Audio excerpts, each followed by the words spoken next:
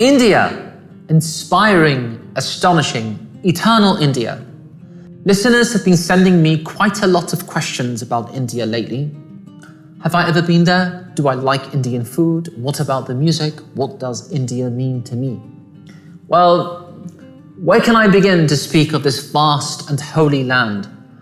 I'll start by saying that my personal connection to this amazing land runs deep. I've had a love affair with India since I was a kid. And don't forget, I'm from the UK, where the national dish is curry. And growing up in a home filled with traditional arts, I had a lot of Indian music. I would listen to qawwali music and almost fall into a trance. It would lift me out of myself and fill me with its power, still does. And it wasn't only the sound of qawwali that filled my imagination, even as a child. I've always been a huge fan of Hindustani rags. Listening to the ecstatic and profound improvised conversations between instruments is like listening to planets pouring out their hearts to one another in emotional melodies, as if telling of our earthly life from their heavenly perspective. Tablas, sitar, sarod, sarangi, they each speak their own language of incredibly nuanced sounds and rhythms. The music of India is a vast treasure in this world, and to think it's only one of the country's many exquisite art forms. All the arts, from the subtle art of scent, to the culinary arts, to dance, to the stunning works of architecture, they all have a thread of spirituality and sensuality running through them. India is the definition of unity in diversity. Colonizers came, some left, most were absorbed into India's vibrant identity. The diversity of languages alone is amazing.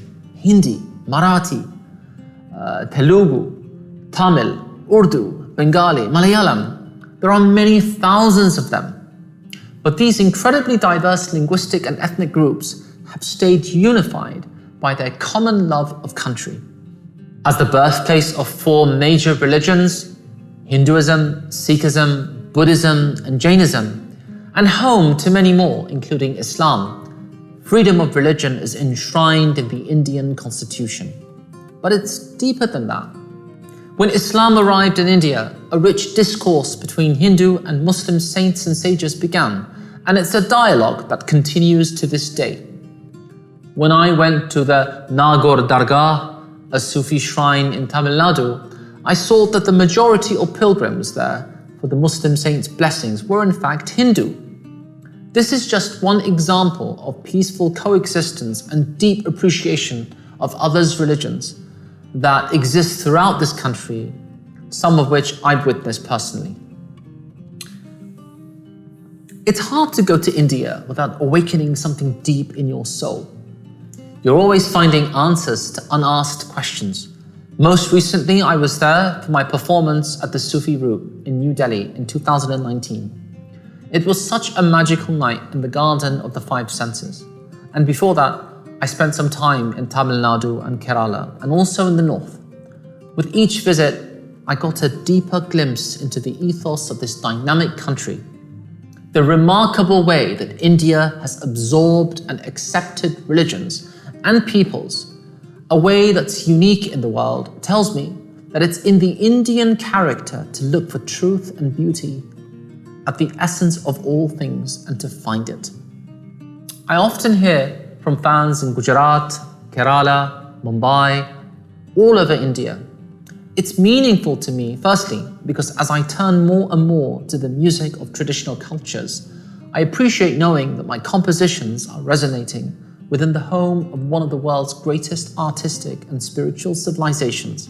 Secondly, the message I want to share in my music is one not only of spirituality, but also of unity in diversity, tolerance, acceptance, and love. These are values that are the lifeblood of India, and to see that my music finds resonance there tells me that these works may be starting to take their place in keeping the traditions alive for the next generation. I know I'm speaking of ideals here. Are there huge problems in this world's largest democracy? Yes, of course there are. It saddens me as I'm sure it does many Indians, that the country's stability is under threat by forces that are trying to create division for their own purposes.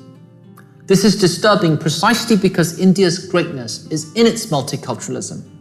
But given the creative genius of Indian civilization over the course of millennia to absorb and welcome and be strengthened by the diverse peoples and influences that have penetrated it, I think we can feel confident that the voice of this incredible land will not be silenced. At a time, especially in the West, when everything has to be fast, instant, when changes come too quickly and it seems the forces of division are too strong. Let's remember that Hinduism gave us the concept of vast cycles of time known as the yugas, and gain some peace from that cosmic perspective. There is so much more I'd like to say about this country I love, but I'll stop for now with this perfect description by Nobel Prize winner Octavio Paz, who, like me, has been a visitor to this land. India lives between extremes, and it embraces the extremes. It's rooted in the earth, but always traveling toward an invisible beyond.